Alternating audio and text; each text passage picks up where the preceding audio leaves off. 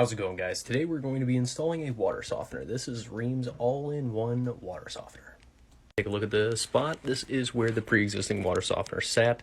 There's where the salt tank sat and the water softener was there. I've already cut the lines and slightly done some adapting. We're going to change it up just a scotch.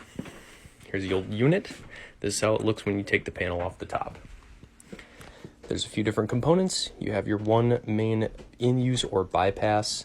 Then you have your two male adapters, you have two clips, and then inside this bag you have a hose clip, some lube, and then also a grommet and a barb. This is for the back of the kit right here on the back of the water softener. You want to put the grommet inside of this hole, and then the barb, the beveled side, into the grommet.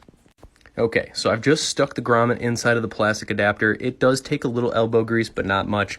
Then again, you just put that beveled side in just like that. What you're going to do is take a small section of hose and just drop this down to the ground, or you can run this over to where the drain line is for the water softener.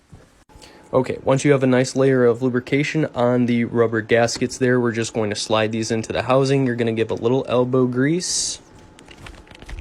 Make sure that the gaskets go in all the way, that they do not fold, so look around the channel inside there and just make sure that they're good.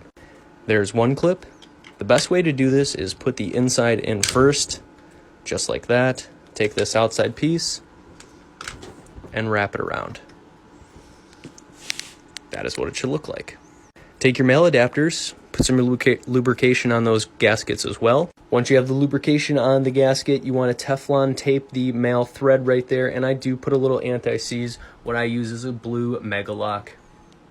Second step, same as the first, we're going to put this down in there and put a little elbow grease on it. Okay, both of them are in. The left one is seated correctly, the right one is not. Do you see how there's a little lip inside of that channel?